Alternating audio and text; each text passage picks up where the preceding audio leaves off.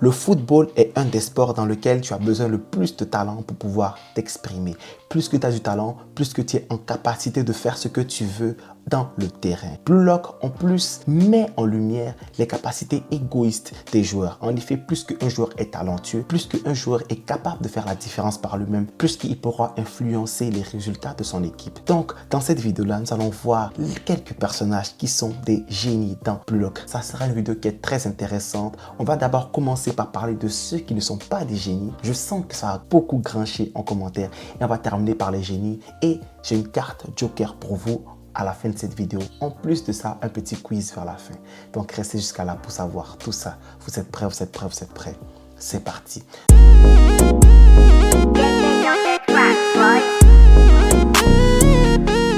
Donc, un génie, déjà, c'est une personne qui a une capacité et un talent exceptionnel dans un domaine particulier. Pour nous, nous allons parler de football. Donc, les personnages que j'ai décidé de prendre, c'est les génies. Et en plus, je vais vous citer, c'est quoi, dans quel aspect leur génie brille le plus et pourquoi on les considère comme des génies dans Blue Lock. Certains seront évidents et d'autres un peu moins. Donc, nous allons commencer par les personnages qui ne sont pas des génies. Le premier personnage que je n'arrive pas à mettre dans la catégorie des génies, c'est Baru Shohei. Beaucoup d'entre vous seront choqués. Quoi, Baru, en effet, d'après les performances qu'il nous a faites durant les derniers épisodes, Baru, franchement, il nous montre un niveau qui est surnaturel. Il a énormément progressé et je suis d'accord que sa progression peut nous rappeler quelque chose de génial. Mais on va mettre les bases d'abord. De un, Baru n'a jamais été appelé en tant que génie. Vous me direz, ben non, ce n'est pas un argument. Mais laissez-moi approfondir ça pour vous. Baru aussi a commencé à jouer au football très jeune. Il a commencé à jouer au football à 7 ans. Donc, pour une personne qui joue au football à 7 ans et Blue Lock en ce moment, Baru, il a 17 ans. Donc, il a 10 ans de football. Donc, le niveau que Baru a quand il rentre dans le Blue Lock déjà, il a un très bon niveau pour un gars qui joue au football. Baru a un certain talent, mais de là l'appeler un génie, j'en doute. En plus, n'oublions pas que c'est récemment que Baru a énormément progressé. Vers la fin, ou sinon vers le début de Blue Lock, Baru était très en retard sur les différents protagonistes qu'on mettait de l'avant, ceux qui seront plus tard dans la vidéo. Donc Baru Shohei, j'ai du mal à le placer en tant que génie. Si vous le placez en tant que génie, dites-moi en commentaire. J'ai vraiment hâte de vous lire parce que pour moi, Baru Shohei, impossible. Le deuxième, c'est Bashira Meguro. Là aussi, ça va brasser des dents. Je sais, beaucoup d'entre vous considèrent Bashira comme un génie, mais Bashira n'est pas un génie. En effet, Bashira aussi, comme Baru, il a commencé à jouer au foot très jeune. Il a commencé à jouer au foot à 6 ans à peu près, lui aussi. Malgré ça, il a commencé à jouer au football très jeune et pour le niveau qu'il a, franchement, pour un personnage qui est censé être un génie, c'est pas fou. De deux, Bashira, en plus, il a quelque chose de très spécial. Son génie, on peut dire que Bashira, c'est un génie du dribble et de l'innovation. Sa capacité, sa fantaisie dans ses gestes techniques, c'est exceptionnel. Et beaucoup de joueurs type brésilien, vous savez que Bashira, il est beaucoup représenté par Ronaldinho ou Neymar ou un mélange des deux. C'est des joueurs qu'il est intéressant de placer le mot génie sur eux. Pourquoi? Parce qu'ils sont capables de faire des actions de génie sur un terrain. Je suis d'accord que Bashira est capable de faire des actions de génie sur un terrain. Mais de là l'appeler un génie, je pense pas. En plus, les gars, beaucoup d'entre vous vous doutez, mais Bashira, il a été placé dans l'équipe Z. Et l'équipe Z, en effet, l'équipe Z, c'était les personnages que Ego pensait qu'ils étaient sûrs qu'elle allait se faire éliminer. Donc, étant dans cette équipe-là, Bashira, il était dans le Blue Lock comme un des cancres. C'est vrai qu'il était le meilleur de l'équipe Z derrière Kira, donc c'était le deuxième meilleur de l'équipe Z. Mais Bashira, pour moi, ce n'est pas un génie clair, net, précis. Donc, on va passer à un personnage que pour moi, c'est très corsé parce que lui, j'aurais pu dire qu'il est un génie, mais même l'auteur est en accord avec moi, ce n'est pas un génie. Et ce personnage, c'est Yoma Shigeru. En effet, Yoma Shigeru, ce gars, il aurait pu être un génie. Franchement, il a commencé le foot très jeune aussi. Mais lui, par exemple, quand il a commencé le foot très jeune, il était déjà vu comme un prodige déjà. Parce qu'avec sa vitesse exceptionnelle, les autres n'arrivaient pas à le rattraper. C'était une star en fait. Beaucoup d'entre vous oublient, mais Yoma Shigeru était une star de football dans son collège, plus jeune. Et il avait un avenir qui était très grand devant lui. Mais malheureusement, à cause de sa blessure des ligaments, il n'a pas pu atteindre le plein potentiel de son niveau. Et il a su reprendre confiance grâce à Dr Izagi, shout out à coach Pao, qui a pu lui faire redonner l'espoir, l'ego, l'envie de jouer au ballon. Et c'est maintenant qu'il est en train de progresser de manière fulgurante. Et même dans le Sunshine City, c'est vraiment lui qui domine là. Nagi et Ryo, ils sont un peu à la ramasse, mais Shigeru, franchement, lui, top performance sur top performance. Quand le Manchester City joue mal, Shaqiri, il arrive toujours à s'en sortir. Quand il joue bien, il est souvent l'un des meilleurs éléments dans ça. Et lui aussi, c'est pourquoi moi, j'aurais pensé qu'il aurait pu être un génie parce qu'il a une aptitude qui est très intéressante qui se nomme la vitesse. En effet, la vitesse est une caractéristique qui est très recherchée dans le football moderne. Pour faire une démonstration, en ce moment, si vous prenez les top players, pour ceux qui regardent le foot de près, les top players dans le football mondial en ce moment, c'est des joueurs qui sont extrêmement rapides parce que la capacité athlétique, la capacité de répéter des efforts, la capacité d'accélérer, de prendre de vitesse ton vis-à-vis, c'est quelque chose qui est de plus en plus demandé aux joueurs. Kylian Mobutu, en ce moment, il est considéré comme tel. Pourquoi? Parce qu'il est rapide. Même Erling Haaland, il est très rapide aussi, sa vitesse de pointe. Vinicius Junior, pour vous citer que ces trois-là, des joueurs exceptionnels qui ont une capacité tous commune qui est la vitesse. Donc Yoma Shaqiri, sans sa blessure, l'auteur avait même dit qu'il aurait les niveaux de Rin Itoshi. Donc lui, franchement, il aurait pu être un génie. Mais malheureusement, les ligaments croisés n'ont pas pu lui permettre ce destin-là. Donc, maintenant, nous allons passer au génie du Blue Lock.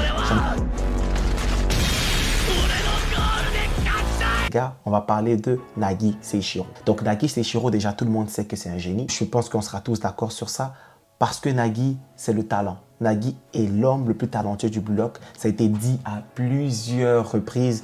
Ego l'a affirmé. Izagi même l'appelle le génie. Reo a remarqué son génie. Tout le monde en fait qui a vu Nagi jouer, ils sont tous unanimes que Nagi est un génie. Même au Manchester City, Chris Prince a vu son génie.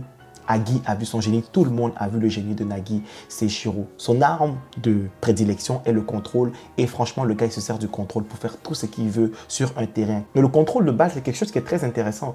Plus que tu as du contrôle, plus que ça te permet d'avoir de l'avance. C'est-à-dire que si le ballon il est bien contrôlé, franchement là, l'avance que tu vas gagner avec ton bon contrôle, il est extraordinaire. Et Nagi, son contrôle de base de balle est exceptionnel.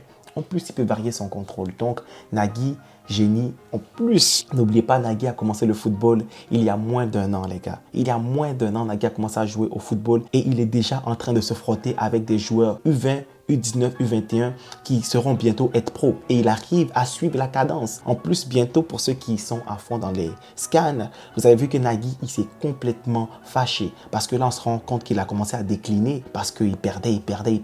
Là, il a lu les commentaires Twitter. Les gars l'ont vanné sur Twitter. Ça l'a redonné de l'ego. Le problème avec Nagi, c'est que le gars, il n'a pas un ego surdimensionné. Il n'a pas une envie de devenir le meilleur comme les autres que je vais citer plus tard. Mais son talent intrinsèque est tellement grand que s'il trouve une petite motivation seulement pour l'amener au sommet, il sera un élément perturbateur dans le Blue Lock. Beaucoup l'oublient aussi, mais Reo Mikage est un génie. Quoi? Reo n'a jamais été mentionné comme un génie, mais moi, je sais que Reo Mikage est un génie et je vais le répéter jusqu'à ce que ça rentre dans vos têtes. Reo Mikage, pour moi, est un personnage qui est exceptionnel. La capacité qu'il a, la plupart des personnages des mangas qui ont cette capacité-là, c'est des génies. Yuta, la capacité de copie dans Jujutsu Kaisen, c'est un génie. Kiseki Ryota, la capacité de copie, c'est un génie. Kakashi Atage, capacité de copier grâce au Sharingan, c'est un génie. Tous les Jichiwa, en général, qui savaient bien utiliser leur Sharingan, ont été surnommés des génies. Donc, la capacité de copie, pour moi, est égale à génie. Et c'est même pas que ça. Reo Mikage a la capacité de copier, c'est vrai, mais le gars, il a commencé à jouer au football juste quelques temps avant Nagi. C'est ce que beaucoup d'entre vous oublient. Reo Mikage, c'est un gars qui est polyvalent, c'est un gars qui est bon partout. À 16 ans, le gars a décidé, 15 ans à peu près, il a décidé de prendre le foot au sérieux. 15 ans ou 16 ans, il a décidé de prendre le foot au sérieux et regarder dans le niveau dans lequel il joue. Et beaucoup d'entre vous oublient Reo. Mais les gars, pour ceux qui regardent mes vidéos, qui aiment mes vidéos longues, qui me disent Melky, c'est quand tu commentes le match des Uber, c'est quand tu commentes le match. Les gars, ça arrive. Regardez mes autres vidéos, donnez de la force, dites-moi dans les commentaires ce que vous voulez et on va produire les vidéos que vous voulez. Dans le match que j'ai commenté du Manchester City versus le Bayern München, Reo Mikage, il a fait du sale. Vous avez vu, au milieu de terrain, franchement, le gars, il est exceptionnel. Sa capacité de récupération, sa capacité de dribble, sa capacité de projection, ses passes. Franchement, Reo Mikage, il est amené à dominer le football. Juste que le gars, il est GAY. Il est GAY, en fait. Je ne peux pas dire le mot parce que vous savez que c'est chaud sur YouTube. Mais sa relation toxique qu'il a avec Nagi, il va falloir qu'il règle ça. Mais sinon, intrinsèquement, c'est un génie. Beaucoup ont du mal à voir son génie. Mais j'espère que cette vidéo-là va pouvoir vous faire réaliser le génie des Ryo Mikage. Aussi, un autre génie, c'est Isagi Yoichi. Je pense que nous sommes tous d'accord pour se rendre compte que Isagi Yoichi est un génie parce qu'il a la capacité d'évolution et la capacité d'apprentissage la plus cheatée au monde. En effet, Isagi, c'est le joueur qui utilise son cerveau mieux que les autres. Et sa capacité de prédiction, c'est ça son génie. Et moi, pour moi, en fait, si une personne est capable de prédire qu'est-ce qui va arriver sur un terrain de foot et se déplacer en conséquence, il est inarrêtable. Donc Isagi n'a pas besoin d'avoir toutes les armes au monde pour pouvoir être un des meilleurs joueurs. Il est en train de dominer la Neo Egoist League déjà avec ses capacités de prédiction. Isagi a la métavision éveillée et c'est un des seuls qu'on connaît qui a la métavision éveillée. Il y a un autre qui a la métavision éveillée pour ceux qui suivent les chapitres de mes autres compères youtubeurs. Franchement, Isagi Yoichi, c'est un génie. Le génie de l'évolution, le génie de l'adaptation, le génie des génies. Isagi Yoichi, je pense qu'on n'a plus de mots pour qualifier notre personnage principal comme tel. Le dernier génie, c'était compliqué à trouver et j'ai du mal à l'expliquer, mais je suis convaincu que c'est un génie, c'est Hitoshi Rin. En effet, Hitoshi Rin, beaucoup d'entre vous le sous-estiment énormément. Depuis son arrivée au bloc, il était considéré comme le numéro 1 du bloc. Donc déjà, le gars, depuis la seule fois où il n'a pas été considéré comme le numéro 1, c'était après le match contre le Japon U20 parce que Isagi a marqué un but, le but de la victoire, et il a été mis numéro 1 du bloc. Je ne sais pas pourquoi l'auteur il est vraiment parti dans un délire bizarre. Mais à part ça, Hitoshi Rin a toujours été considéré comme le numéro 1 du Blue Lock. Ce qui me fait dire que c'est un génie, c'est que c'est un frère d'un génie. Vous me dites, oui, mais ça ne veut rien dire. Oui, ça veut tout dire. Parce que son frère est un génie. Son frère a 2 ans de plus que lui. Et n'oubliez pas qu'il jouait avec son frère pendant une bonne partie de sa carrière. C'est vrai que son frère, il n'arrivait pas à suivre complètement le niveau de son frère parce que Sae Hitoshi, c'est un génie même de renommée mondiale. Mais Hitoshi, Sae a été choqué du niveau intrinsèque déjà de base de son frère Hitoshi Rin. La première fois qu'il a fait un contrôle, son frère a dit « Waouh, mais t'es bon au football, beaucoup plus bon qu'il le pensait. » Ils ont commencé à faire un jeu d'enfer. En plus, le gars, il n'a pas reçu une grosse formation. Il s'est entraîné principalement seul ou dans les clubs au Japon et le niveau qu'il a en ce moment est exceptionnel. Pour ceux qui suivent encore bien sûr les chapitres, vous avez vu le slalom qu'il a fait contre le Bastard München. Le gars, il a littéralement dribblé tout le monde. Il a porté Isagi comme n'importe quoi et en plus, il a failli marquer. Sans Yorio, ça aurait été un but. Tu penses que Hitoshi Rin n'est pas un génie? Moi, je pense que c'est un génie. C'est mon avis. Ah oui. Et le dernier, ma carte de joker que j'avais dit que j'allais parler de ça au début de la vidéo, c'est Shido Ryusei. Je sais que beaucoup vont me le demander, il est où? Je ne l'ai pas oublié. Si tu as regardé la vidéo jusqu'à la fin, tu vas le savoir. Shido Ryusei, pour moi, je ne peux pas dire que c'est un génie. Pourquoi? Parce que je ne connais pas son background. Je ne sais pas s'il a joué au foot avant. Selon mes sources, selon les commentaires que j'ai lus dans différents Reddit sur TikTok avec mes abonnés, ils m'ont dit que Shido a commencé à jouer au foot que dans le Blue Lock et qu'avant, il n'a pas eu de formation dans le foot.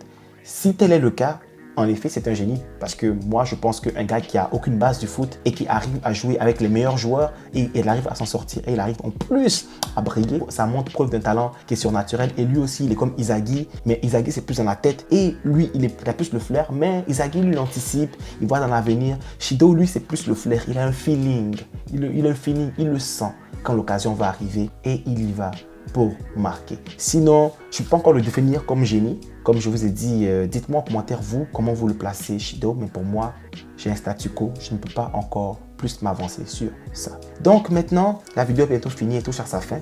Pour ceux qui sont restés jusqu'ici, je vous invite à répondre à un sondage et à me mettre la réponse en commentaire. Là, je vais savoir que vous êtes restés jusqu'à là. J'ai parlé des génies qui sont dans le Blue Lock, bien sûr. Mais il y a d'autres personnages qui sont des génies qui ne sont pas dans le Blue Lock du Japon. C'est des personnages qui sont ailleurs dans d'autres équipes. Et il y en a 3. Est-ce que vous pouvez me les citer? Vous pouvez me les citer. 3 personnages qui sont des génies, qui ont moins de 18 ans, bien sûr, qui ne sont pas dans le projet Blue Lock, mais qu'on a évoqué à plusieurs reprises comme des talents surdimensionnels. Il y en a 3. Nommez-moi ces 3 personnes en commentaire. Merci pour avoir regardé la vidéo.